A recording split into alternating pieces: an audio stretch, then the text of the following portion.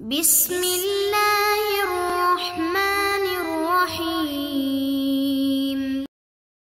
اعوذ باللہ من الشیطان الرجیم بسم اللہ الرحمن الرحیم صلی اللہ علی رسولہ الکریم وآلہ الاطیبین الاطہرین المعصومین۔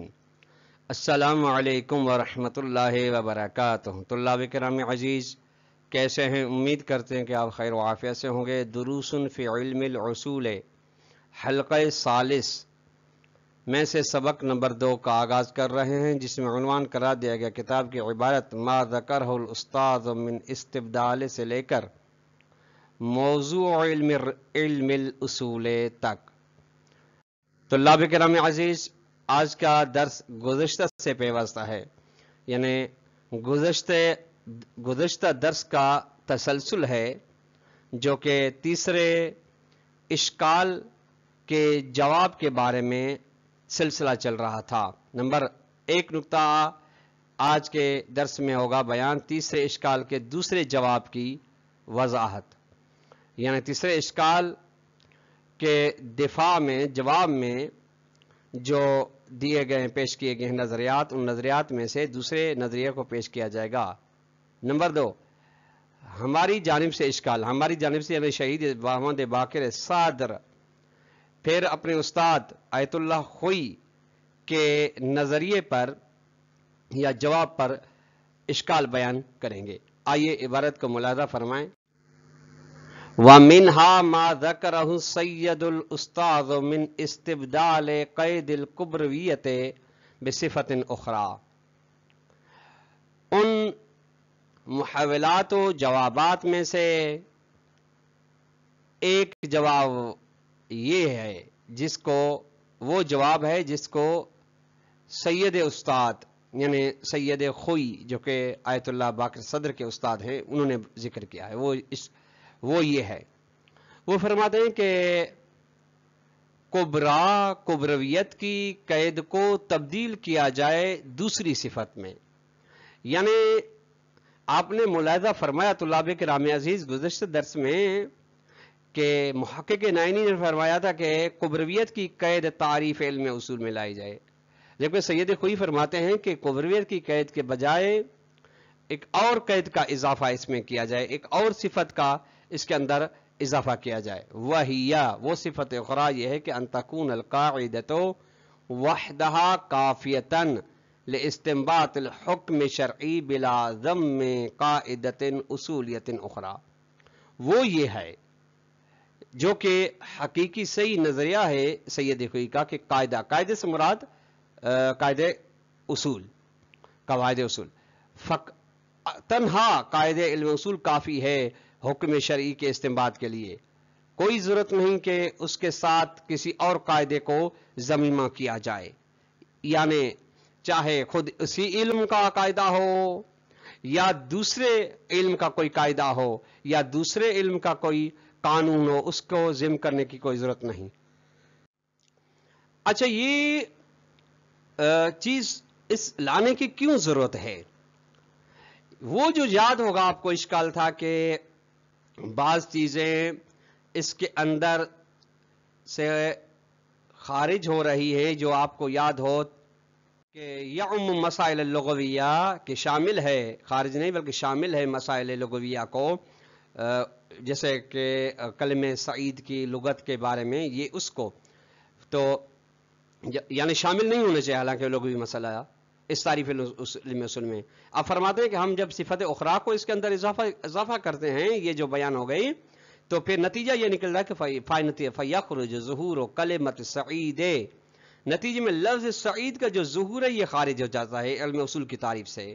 کیوں خارج ہوتا ہے؟ لِاحْتِيَاجِهِ إِلَى ضَمِّ ظُهُورِ صِيغَةِ افعل فی الوجوب، چونکہ احتیاج ہی کی ضمیر جائے ظہور صیغت کلمہ سعید، چونکہ کلمہ سعید کا ظہور محتاج ہے اس بات کی جانب کہ جب صیغہ امر یعنی صیغہ افعل کے ظہور کو ضم کیا جائے اس کے ظہور کے ساتھ کہ صیغہ افعل ظہور رکھتا ہے وجوب کے اندر، ضمیمہ جب کیا جائے گا اس کو کلمہ سعید کے ظہور کے ساتھ، تو تب دلالت کرے گا اپنے مطلوب پر کہ تیمم پر کہ پانی نہ ملنے کی صورت میں تیمم کرنا صحیح ہے.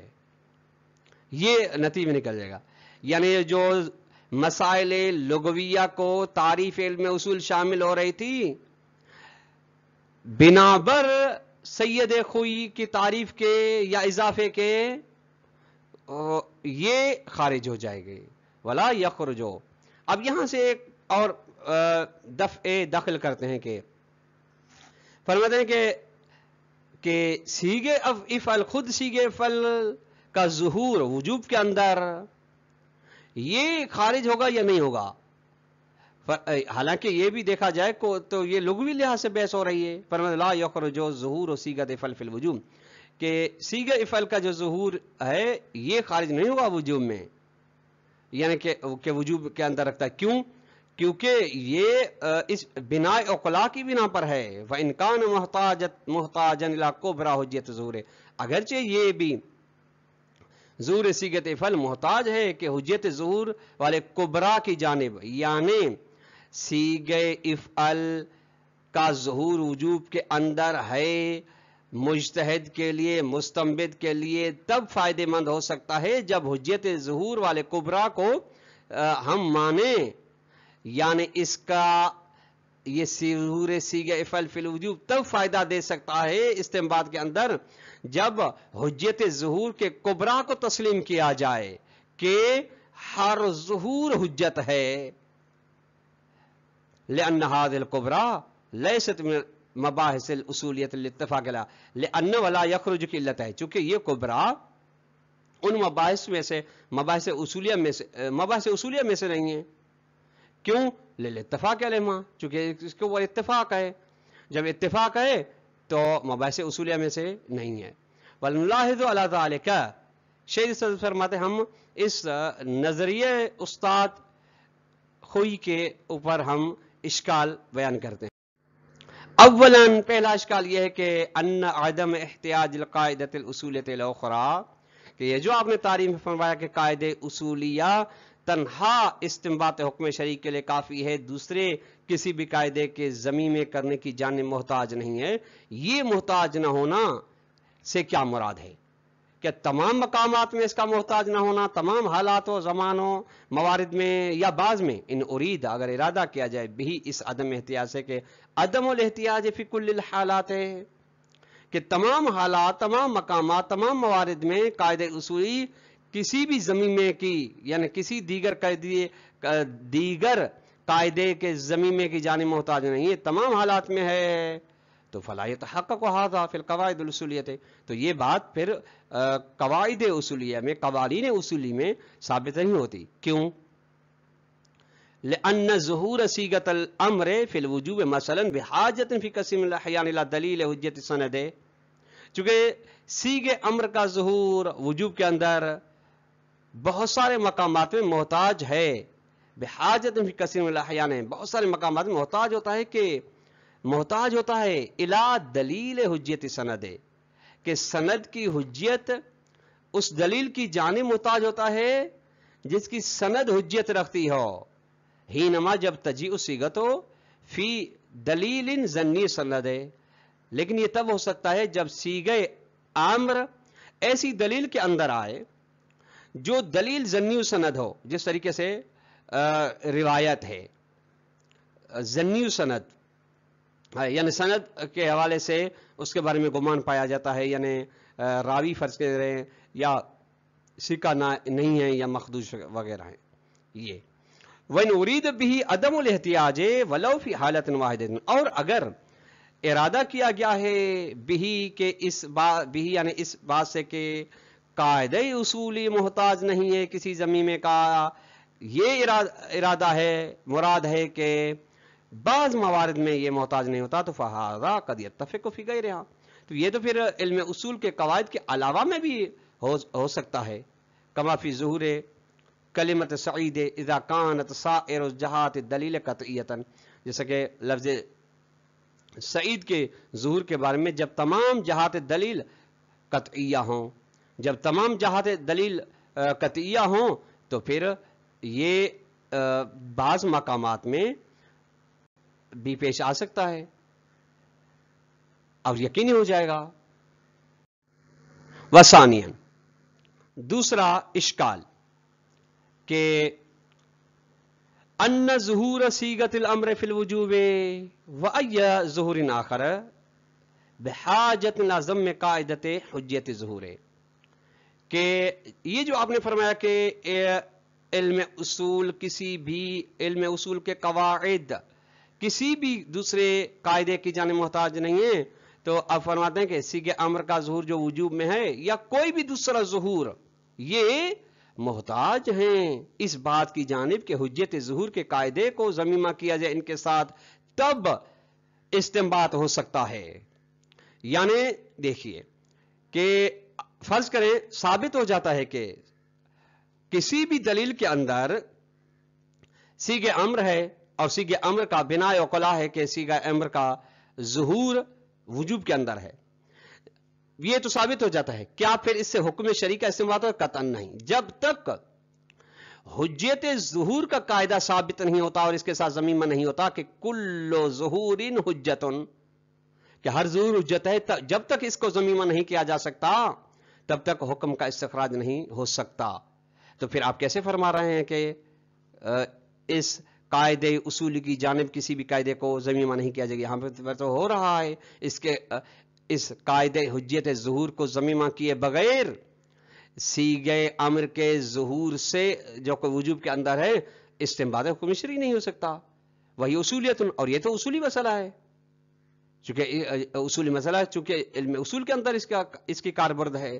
لأن مجرد عدم الخلاف فیہا، چونکہ آپ نے فرمایا کہ اس کے اندر کوئی اختلاف نہیں ہے، اختلاف کا نہ ہونا فیہا کسی مسئلے میں لا یخرج عن کونہا اصولیتا، اس کو خارج نہیں کر دیتا کہ وہ اصولی نہیں ہے. لأن المسألة لا تکتسب اصولیت من الخلاف فیہا، چونکہ مسئلہ کو کسب نہیں، مسئلے کے اصولی ہونے کو اس طریقے سے کسب نہیں کیا جا سکتا، حاصل نہیں کیا جا سکتا کہ اس کے اندر اختلاف ہے، کہ اختلاف یہ پایا جاتا ہے دو نظریہ یا دو سے بیشتر نظریہ ہیں تب یہ ہے، بلکہ وَإِنَّمَا الْخِلَافُ يَنْصِبُ عَلَى الْمَسْأَلَةِ الْأُصُولِيَّةِ، بلکہ اختلاف تو مقرر ہوتا ہے مسئلے اصولی کے اوپر بھی. وَهَكَذَا يَتَّضِحُ أَنَّ الْمُلَاحَظَةَ الثَّالِثَةَ وَارِدَةٌ عَلَى تَعْرِيفِ الْمَشْهُورِ. اسی طرح سے واضح ہو جاتا ہے کہ تیسرا جو اشکال ہے وہ جو مشہور علم اصول کی تعریف ہے اس پر یہ تیسرا اشکال وارد ہے. اب شہید صدر جو تعریف بیان کر کے آئے ہیں اسے روگردانی اختیار کرتے ہیں. وَالْأَصَحُّ فِي التَّعْرِيفِ أَن يُقَالَ، اصح یعنی سب سے اصح صحیح کے مقابلے میں ہے، یعنی جو دوسری تعریفیں کی گئی علم اصول کی مشہور تعریف وغیرہ وہ صحیح ہیں، لیکن صحیح تر جو تعریف ہے وہ یہ ہے کہ یوں کہا جائے کہ علم الاصول والعلم بالعناصر المشترکۃ لاستنباط جعل شرعی، کہ علم اصول علم ہے ان عناصر مشترکہ کا جو مشترک عناصر ہیں اس جعل شرعی کے استنباط کے لیے. جعل شرعی یعنی کسی بھی مسئلے کو شرعی بنانے کے لیے، حکم شرعی اس کے لیے ثابت کرنے کے لیے عناصر مشترکہ کا نام ہے علم اصول. اب اس عناصر مشترکہ پہ غور فرمائیے گا طلاب کرام عزیز کہ عناصر مشترکہ مہم نقطہ ہے. وعلی ھذا الاساس، اب اس تعریف کی بنا پر تخرج المسألۃ اللغویۃ، مسئلہ لغوی جو لغات لغوی معنی کے ہیں وہ مسئلہ خارج ہوتا ہے اور خارج ہونا چاہیے، چونکہ تیسرا اشکال یہی تھا کہ یہ تعریف یوم اللغت مسئلۃ لغویہ، نتیجے میں وہ جامع افراد نہیں ہو رہی تھی. تو اب وہ مسئلہ لغویہ خارج ہو رہا ہے. کون سا مسئلہ ہو گیا؟ کظہور کلمت سعید، جس سے سعید فتیموا سعیدا طیبا، اس میں کلمہ سعید کا ظہور ہے. لأنہا، کیوں؟ لأنہا چونکہ لا تشترک الا فی استنباط حال الحکم المتعلق بهذا المادۃ فقط، چونکہ یہ مشترک نہیں ہے یہ کلمہ سعید سوائے حکم اس حالت میں کہ استنباط کیا جائے، حکم اس حالت میں کہ جو حکم تعلق رکھتا ہو اس مادہ سعید کے ساتھ فقط بس. جب مادہ سعید کے ساتھ فلا تعتبر ہو، یعنی جب یہاں پہ ہو گیا تو یعنی مخصوص ہو گیا، یعنی اشتراک نہیں ہوا، جبکہ عناصر مشترکہ اس کے لیے لازمی ہے. نتیجے میں فلا تعتبر عنصرا مشترکا، نتیجے میں کلمہ سعید عنصر مشترک شمار نہیں کیا جائے گا.